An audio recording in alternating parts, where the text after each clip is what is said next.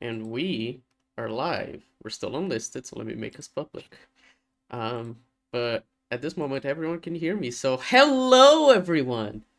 God, I miss saying that. Didn't you miss hearing it? God. I think I did. To be fair, I have been saying it on my podcast with Evan every episode, so it's fine. It's fine. So Mhm. anyway, yeah. Hey, Evie, how you doing? Uh, I'm good. It's just I guess we're doing this again. We are. Like 2 years after we ended it. Yeah, I mean, officially we ended on one entirety. Well, yeah, officially we ended on October 2024, but we hadn't been streaming or anything for a while before then. Um, so we kind of ended it like beginning of 2024. So it basically is kind of like 2 years. So yeah, how how are you doing, chat? After 2 years, it's been a ride. We've changed so much since our last com. Um, how you our last com?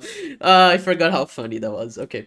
But yeah, folks, we're back. Who knows for in this is strange to see. Yeah, but yeah, who knows how often we're gonna stream, but the plan is to get back to it. We've been wanting to do it for a while. We both had the just the itch to have a podcast where we talk about movies like this. And we're just like, okay, why not do ECUM again? Can we survive without Jab? And you know what? I think we can. That's my I hot think the take. internet has had enough of Jeb for a while, so I think the girls can handle for now. Yeah. Oh yeah, this is the woke ecom reboot with the all trans women cast. Uh, yes, we're back. We are back. It's your boy. That I cannot. I don't know how to say that, but yeah, we are back. We are so back even. Um, completely forgot how to host the stream, but yeah, okay. So today the topic on the agenda is Wake Up Dead Man, which is the new Ryan Johnson Knives Out film. Um, and well, we quite liked it. Glad to see you guys back. Well, thank you. That's very nice of you. But yeah, Evie, you've seen the film more than me even. Apparently you said you watched it 3 times. I watched it twice. Yeah, I guess because I think I watched it Boxing Day. I think no, I watched it before Christmas, and I watched it Boxing Day, and then I watched it as like my second film of the year. So, Mm-hmm. well, hey, but yeah, I'm actually surprised of how much I liked it because I did like Glass Onion because that was the only other one that I'd seen. I only just saw the first Knives Out last night, so I've watched it completely out of order. But Yeah, that's I liked Glass crazy. Onion. Yeah, and to be fair, I did like it, but my frame of reference for Knives Out films was Glass Onion, and I did like it, but after watching the other two, I do kind of agree that it's probably the weakest one. But Mm-hmm. this one I just enjoyed so much more. It just has like so much. It just has so more sauce to it. It has like a lot more to bite into in terms of like thematically and plot wise. Yeah. I think, at least for me, I don't know. Hey, Ethan, thank you very much. Um, we I think the thing for me is that I was talking about this like last night. Was it last night? I think so.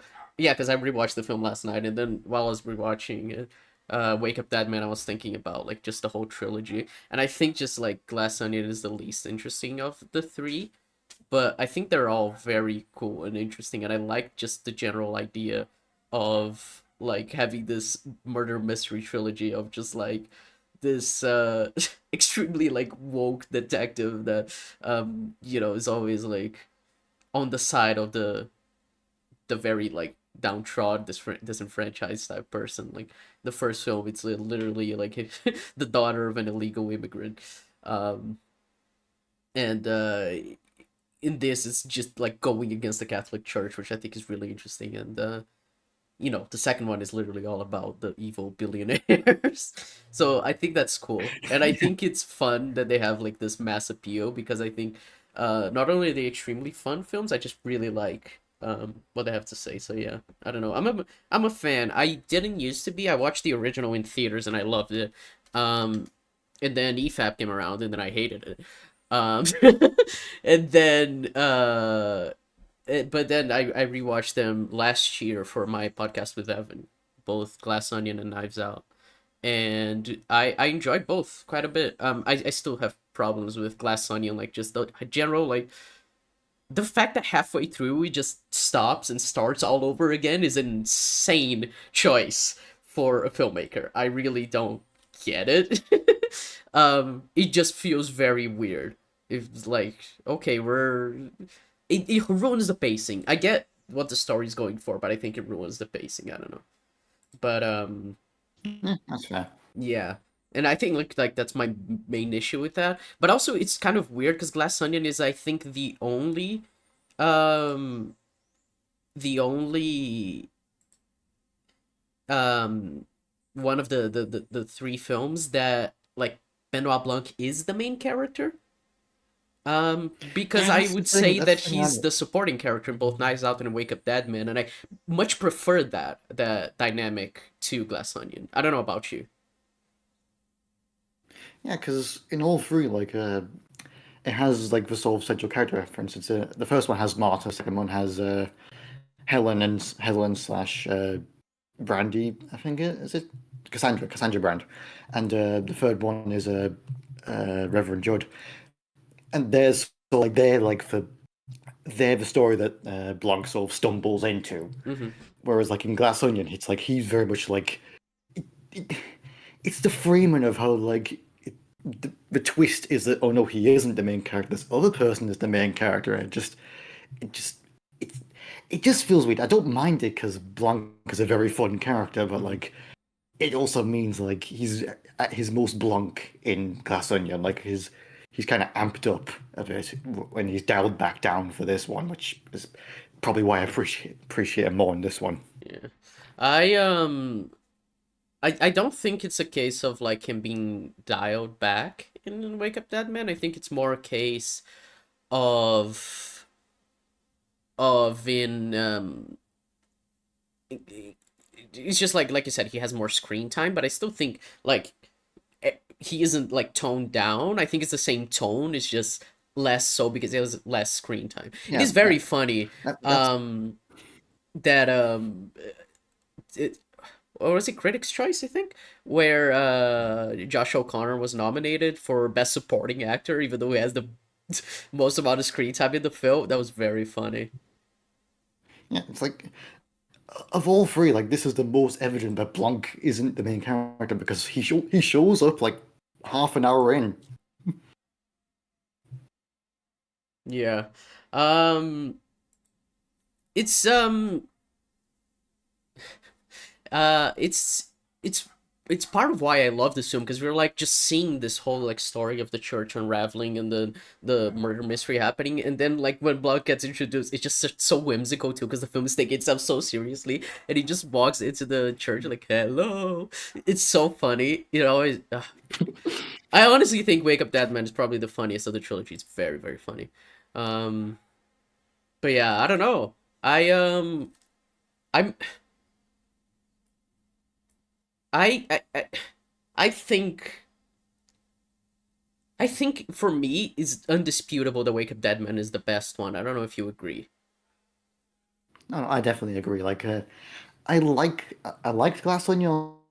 I like Glass Onion. Like on the rewatches, but it's kind of gone down a bit. Like I guess for not, at first I liked it because then I was like it had a nice charm and such. But like years on, it's like some of the stuff really kind of grates on me. But and Knives Out I liked on first viewing. Now I have to rewatch a couple times to see how I really feel on it. But this is like I really like this one. Like it. I guess when we'll get into it, but like the whole story with Father Judd and I guess its relation to Christianity and religion is something that I really like, even as someone who is very not religious. Yeah. I yeah, I don't know. I don't have like this like super negative experience with religion as like a lot of people do, but I'm pretty anti-religion just like in principle, but I did grow up Christian, but not like whoa, super like Christian and super like sheltered and everything, which happens to a lot of people, especially in America, where like they have very negative experiences um with Christianity, which is evident in Mike Flanagan, Ryan Johnson's work, in Wake Up Dead Man. But I think that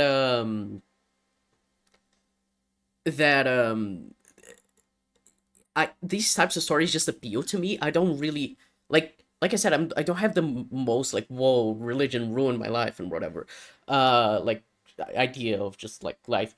But I do find those types of stories super interesting, and I've been working on a video about Midnight Mass recently, obviously, which is as the big Mike Flanagan fan that I am, and I guess I these types of stories is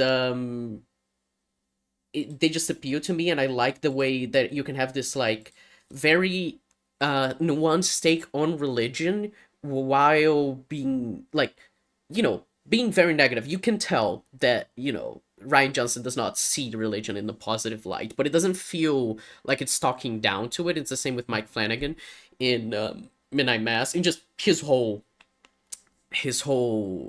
career in general, but Midnight Mass especially, of the like the way he handled like the an atheist and a Christian talking and everything, and showing that like there is a place for religion in the world that doesn't come from hate and doesn't come from that kind of thing. So it's interesting. I don't know. I think these types of stories just really cool, and you can tell how personal it is. It feels more personal, this film, than the other Knives Out movies. I don't know if you would agree. I think I think I do because well, fun like that scene of like Blanc and Father Judd talking and first talking, and like he asks like his thoughts on religion, and Blanc basically lays into it, saying like it's responsible for this and this, and like even from a character point of view, I appreciate the fact that Blanc is gay, so of course he'd be like angry at how like it justifies homophobia all over the world and such, and then like he lays into it saying like it's justified wars and crimes and all these stuff like these all the things that we know about religion and Father Judd is just it's like yeah fair enough and like he says like yeah like it does all that and like even the church itself the church that they're in is like sort of full I guess it's meant to look like a cathedral but it's nowhere near old enough to be one like I it's do has more love he that they says it even has more in common mentioned with Disney. that it has more in common with Disneyland than it does with the what is it like With God Notre Dame. Notre Dame. That's it. Yeah, I do It's like like that. and it, it's just like a really good scene. Like even and it's not particularly subtle, but I love the lighting choice of like whenever like God's presence is in the room or something, but it has very sort of warm Yeah. lighting. But when like it's a very cynical atheist point of view, like the lighting's very like cold, and you can see it like go from one to the other throughout the scene Well, as they it's share their that's point of what's view. amazing, because usually like scenes are not shot with that like changing lighting in mind. I find fascinating that this film was like so much of the cinematography relies on that changing in lighting, either like the sun setting or like clouds in front of the sun, which is just like it's fascinating. I tweeted it I think yesterday, being like I think it won't, but I think it should win best cinematography, because I've never seen a film do what this film does with its lighting and just the whole visual storytelling of it. Like people have memed on it, but it is like an amazing moment where the Damascus moment for Blanc, when the sun hits his face as he's in the church and he's like, I can't solve this case. And it's the whole thing of like, oh, by the way, I guess spoilers. Because I don't think we have spoiled anything so far, but yeah, we are spoiling this film from now on.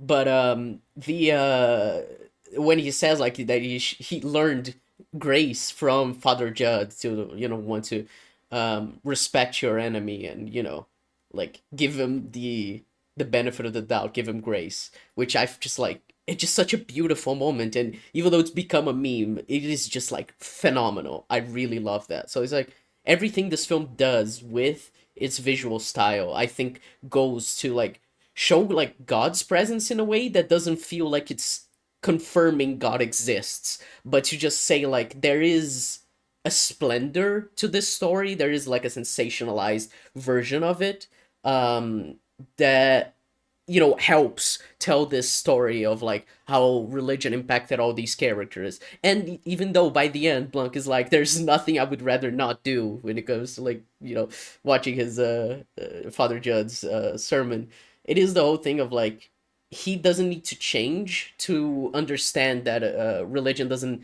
have to be an awful thing in people's lives. Like he goes through an arc of like in this film, and he understands Father Yeah, Judd's point of view of how like religion has a very important place in a lot of people's lives, and it's not just that because like he says to Father Judd that he thought he joined the church because it was like an easy path to absolution, when in fact it was like much more than that. It was trying to find himself and understand himself and his place in the world, rather than just like trying to find absolution. And it's the whole thing of like God loves guilty, and it's that line from Legion: God loves the sinners best because their fire burns bright. So yeah, I don't know, I really love that. I love this show. I don't know if you yeah, can tell people watching, but I do love this show. yeah. I even love like there's like a scene earlier when when we find out that the first 4 year Schmidt has been Judd writing out what's happened so far, and we get the sort of kind of curveball scene where like Blanc finds out like he hid Wix's flask, and like he says the reason he did it was like to give grace, or like I guess to kind of protect the flock, to protect his image. And Blanc is like, you protected a killer, you what are you doing? And then like by the end he does exactly that by like shielding the killer, like giving grace. Mm-hmm. Yeah, exactly. It's the whole thing of like having like it's interesting because Blanc has an arc in this film, like an actual arc, and I don't think he does in the other films. I think he learns like that level of empathy that he usually doesn't have. He even calls the murderer his enemy. And it's the whole thing, like it calling her his enemy is that he sees it as a game, and Father Judd calls him out on it. It's like, of course it's a game. You win. Uh you get the answer and everything, and it's like it should be about the truth and not about winning. And I mean that's what's so interesting. And it's even how Dr. Nat ends up dead, because he even said like, I hope I didn't leave it too late, because he was like, he knew part of the story, he just wanted to get all the pieces together. And then he's like, just tell me Dr. Nat's address. So it is a whole thing of like there is more value to his empathy than just like allowing or just like destroying his opponent, the murderer, like he did in the other films, because this time it wasn't born out of hatred. I mean, it was in a sense like a lot of I forgot the character's name, but Glenn Close's motivations are about her hatred towards the harlot whore, the Monsignor Wix's mom. Yeah, that yeah. Yeah, but not just the hatred. It's about like wanting, purity, wanting people to not be tempted by Eve's apple. So it's really interesting. I think it's the Knives Out film that has the most to say. Um, I don't know. I Yeah, really love yeah, this film. because like I guess like the major theme of like for instance Glass Onion was I'm not sure what I can't know if I can name it off the top of my head, but like the main sort of overarching thing is like billionaires bad and like Mm-hmm. don't suck up to them because they won't have your back or whatever, that sort of thing, which is very Mm-hmm. prevalent now, but still, but like this one feels like it's a lot more, well, I guess, personal to Ryan Johnson. I can't confirm for certain if he has like religious trauma or something, but it feels like he has like a past with religion and he put a lot of that into it, and like I guess that's why it has so much more to bite into. It just even just like everything with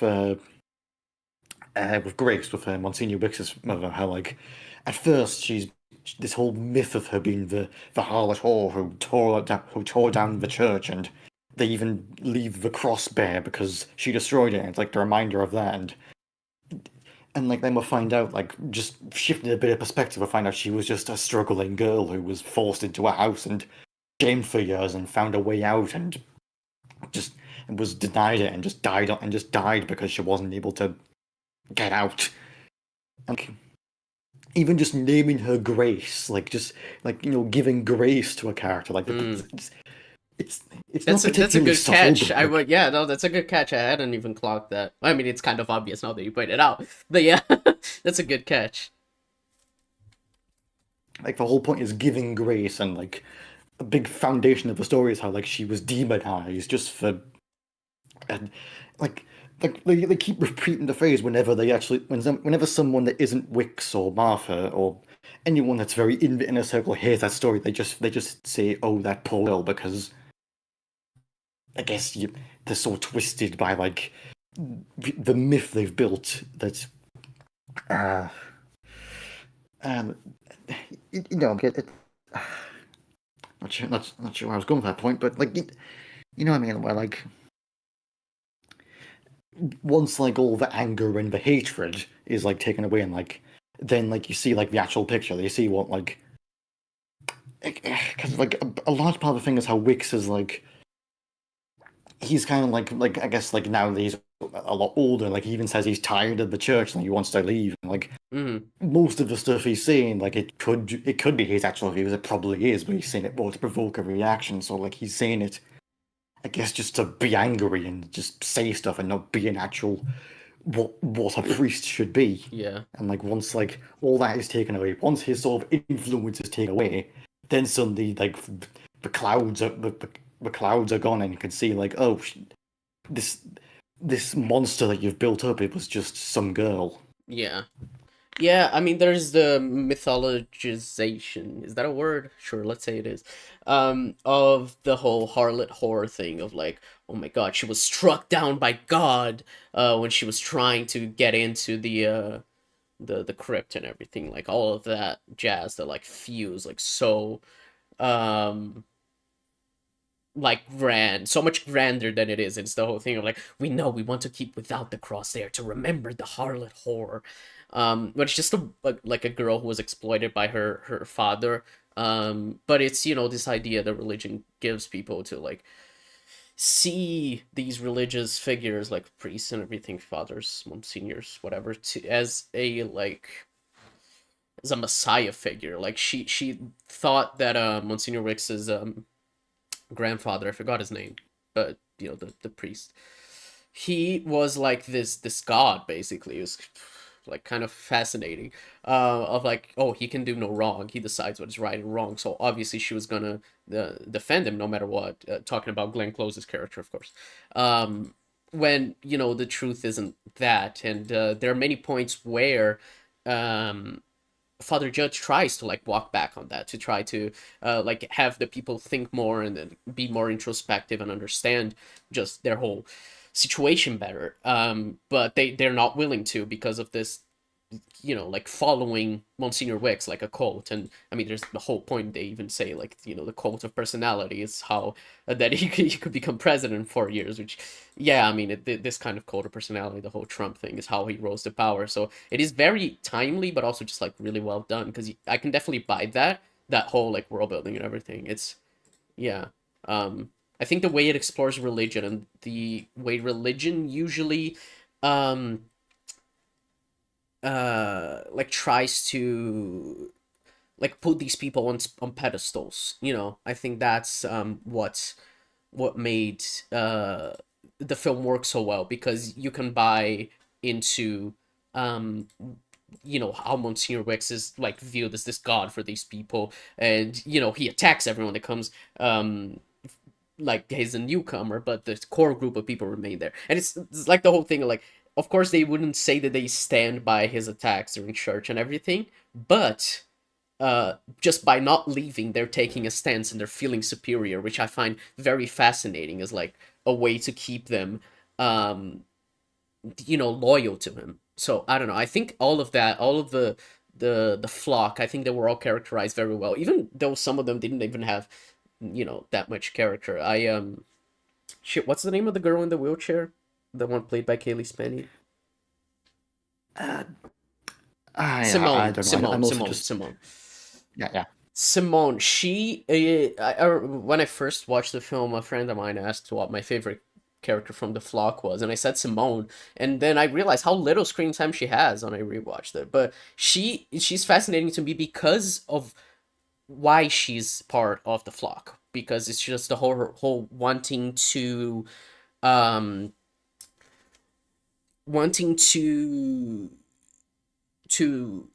like heal herself, because she thinks it's like, no, a miracle, God would be able to do it. But it's obviously incapable that of happening. They need that we need a literal miracle. Miracles aren't real, and it's her miracle by the end was accepting her disability and being able to live with it, and not just trying to fix it, which is similarly something that happens in Midnight Mass when Lisa also gets off her wheelchair. So it's funny how similar these things are. Obviously, stories about religion and stuff like that is they are fairly often going to be similar, so it makes sense. But yeah, I don't know. I think all of that is explored really well. Yeah, like the whole flock, like they all have their reasons for like, I guess, because there's the big scene where it turns out that Sai, one of the younger members of the flock, is actually Wix's son, and like Vera, his supposed sister, I guess calls him out because the whole point of like the Harlot Whore was how like she whored herself out and like did this stuff, and then like turns out he was doing exactly that, and she calls him out, and like he's like, it's fine, and so like everyone suddenly jumps to their defense, like Doctor Natter, he's just like, well, was she real, was she not, we don't know. It's so fucking funny. I laugh so much. It's like, what is real? What is truth? Even is this real? Is this happening? Like, what are you talking about? It was so funny. Both times I watched, I was cracking up at that. It's just like the things they'll say to like defend him, and like Yeah, even Andrew Scott's character is like his justification is that they're fighting a holy war, yeah, and the warrior is Wix, and the most warrioring he does is just yell at people on a podium. yeah. Yeah, I mean, it is like the whole thing of like, I mean, it's exactly what Sai says. Show people something they hate and say that it's gonna take away something they love, and that's how you radicalize people, and it is what Monsignor Wicks did. So it's, I don't know, it's fascinating. Um, I don't know, I do. I really like this film. I think the the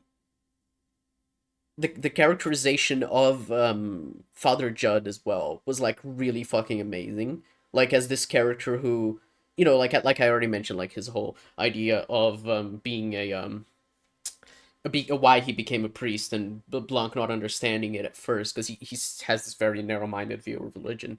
But then of him, uh, like because like having him be an ex-boxer, having him be someone who always like wants to punch his way out of problems, is always wants, maybe not literally, but to fight. He is a fighter, and he has to fight that impulse. Funnily enough, he has to fight the impulse to fight, to be able to like actually get the truth, to get to the church to a place where it can exist in, harmoniously, in a way that doesn't like hurt the you know everyone who is who's attending and everything. Is just like, it's fascinating, like giving up fighting, which is something he already did to like get into this life, but like also he has to do now. And it's like how the whole film starts, he says like, oh, it's this, and he um raises his arms and makes, as if he was being crucified, and not this, which is the fist in his face, which is like a really good, just like metaphor for what his whole arc is about, learning to forgo that. So I really like that too. Yeah. Like, I guess it's like this is like a weird thing to say, but like you mentioned how like priests and stuff are kind of seen as like these like they kind of put on pedestals, like like we literally call them father.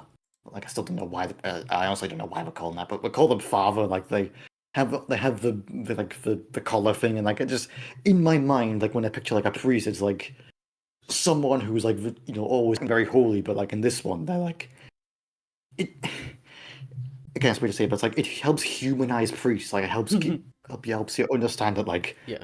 they're not all like perfect, sort of like God loving Well, I mean, it's people.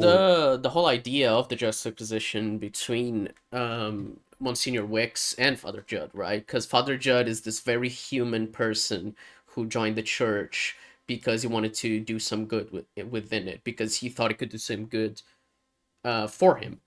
Um, Whereas Monsignor Wicks is this like Christ-like figure to his flock, that he is this Messiah who's fighting a holy war, and that's more the view we have of priests, that they're like above the regular people, that they're because they're super holy and everything. And it's the whole thing of like the confirmation bias, I guess, of like the way people the his flock justifies his acts is by saying no, he is a good man, and therefore the things he's doing can only be good.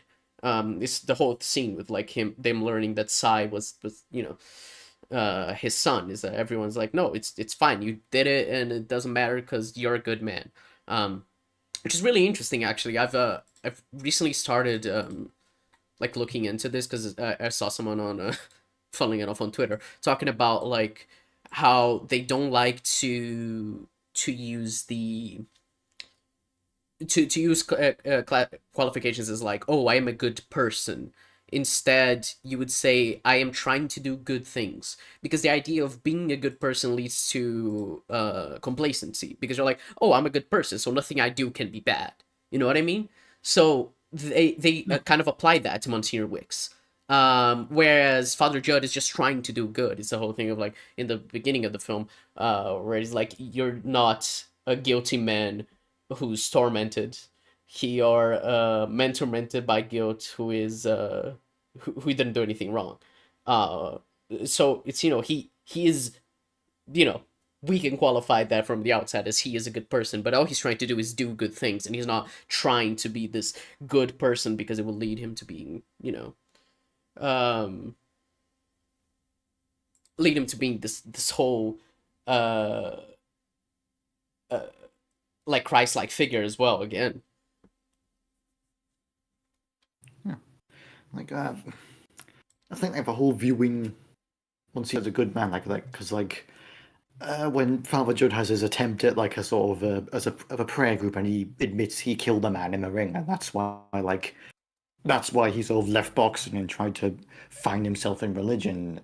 Yes, after that, and he admits that, and they start using that against him. It's like, oh, do you know he killed a man? And then, but like they use that against him, and then like they demonize him for that because they don't think he's a good man, or like he's not, or maybe he's not as good of a man as Monsignor Wicks. And when he admits he slept with a random woman and had a child with her that he hid for 30 years, suddenly they're like, it's fine, you're good,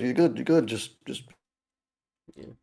I, just don't hurt. which by the way, I I love this line because it's great filmmaking, but I hate this line because it's a very hateful line. But the way he describes the woman is it always gets me, because I'm like, Jesus, that's like it feels very disgusting. He says like she was a loose woman with of no importance. It's like, wow, that's your view of women, the mother of your child. It's crazy. Um, so yeah, I mean, it just helps to build the whole idea of the harlot whore. Like the woman he slept with was the harlot whore, but he can do no wrong, even though he did the exact same thing as his mother. It's showing that hypocrisy. I think is really really fascinating. Yeah. Plus, it's just kind of funny that like in the first two films, like the person who was murdered wasn't really a bad person. Like Fromby was just like an old guy writing his books, and Cassandra Brand was. I mean, she was a billionaire, but we don't know if she was like, for instance, as bad as Miles Braun. But like, we're meant to assume like she was fine. Whereas here it's like uh, he was just a dick. Like like just for everything from outside, like he's just a bigoted old codger who's who thinks like because he has like an audience that means he has the right to I guess blurt out whatever he says, even if it offends everyone. Like he's an anti woke person's messiah, basically. Yeah. So yeah, I don't know. Do you have anything else to say about this film? I mean, we've talked plenty, and I'm sure we could talk more. Um, but I don't know. I think we've talked plenty, unless you have something else. That's about the broad strokes of it. I mean, there's like little bits, but like the main thing I like is like the religious how it handles that. That's the main thing I always like love thinking back to, and Oh yeah, we've covered that plenty of that. So yeah. Yeah. Like I said, I talked about that in the beginning. These types of stories just appeal to me, even though I have no like traumatic past with religion that I know a lot of people do. Um, it's just very interesting to me. But yeah, just a really really good film. I do think it is the best Knives Out film, and I think it might be my favorite. I don't know if it's my favorite film of 2020. No, it's not. Life of Chuck exists. Sorry, I forgot about that. But you know, many of there are many great 2025 films to be fair. But I did love Wake Up Dead Man. I do think it did so many things right, and when I rewatched it, like obviously knowing the twist and everything, it felt really nice to like, oh, everything fits together. It's so great. So yeah, I was a big fan. I would highly recommend this film. And yeah, I think that's it. Any final thoughts, statements? uh, I guess yeah, I really liked it, and even as someone who had only just seen the first Knives Out, like I really like this film, Hmm. Well, and that is part of what's uh, fun about these films is the whole idea that they are like anthologies, right? Within the same universe. You don't necessarily have to watch any of the other ones to understand the new one. So it's kind of great that you can just watch them stand alone. Like just you did. You watched Glass Onion first, and then um, Wake Up Dead Man, and then Glass Onion again, and then Knives Out. So yeah. Plus, it's like most sort of detective stories do kind of like stand alone. It's why, for instance, a lot of Agatha Christie's books were hmm. popular because they were like sort of standalone sort of things, and like it's why I hope that like they continue making more of these because I guess it's a good solid series of like fun detective stories I'd love to see, especially since uh, Kenneth Branagh seems to have stopped doing his kind of mid Poirot films. Yeah, I mean those always kind of seem like slop to me. Though I did like his mustache. He had a cool mustache. I have never seen those films. All I know about it is Gal Gadot and mustache. And I think those are the only two things worth knowing about, to be fair. Like the Yeah, awful that's actress about was fair, memed on, especially and for that then one. you know, yeah. So yeah, But yeah, but yeah, like I enjoy a murder mystery, and I'd like to see more of this, especially like, and maybe one day we get Blank's Moriarty or something. Blunt's Moriarty. Yeah, it could be interesting if we ever if we ever got. I mean, to be fair, I've heard that I've only seen two episodes of it of the Ryan Johnson TV show Poker Face, but I've heard that that TV show is basically if Knives Out if he was the main character. Plus, she has like a very fun power, which is that she can always tell when someone is lying. It's very interesting. She can tell like what the lie is or something. She just can tell the person is lying. It's very interesting. Um, and you know it Yeah, does it does relate a little bit to the whole idea in the first Knives Out of Martha being able to not being able to lie. She lies, she throws up. So yeah. Um. Anyway, that was a tangent. yeah, All right. Is that it? yeah, about everything. Okay. Well, folks. Yeah, our first ecom stream back again. Oh my god, can you believe it? Um, I don't know how often we're gonna do these, but we had the idea to come back, like I said in the start at the start, and you know, it's shorter. I don't. I was debating about whether we should like cover Ben Shapiro's review, but I think the thought of watching like a 12-minute Ben Shapiro video about Wake Up Dead Man would like genuinely break me. So I think our discussion was good enough, and we talked about what we like well enough. So yeah, it's kind of what we're aiming for more, just to have like a place to discuss a lot of the media we like. Which obviously I have my own podcast with Evan, but we wanted to do this too. So yeah, we do hope you enjoy, folks. I hope you had fun seeing us again after so long. It has been a while. Yeah. Yeah. But we still got it. We still got it. Yeah, we still got Unk At least still I think got it. so. Yeah, I hope so. Yeah. Um, I don't know. All right.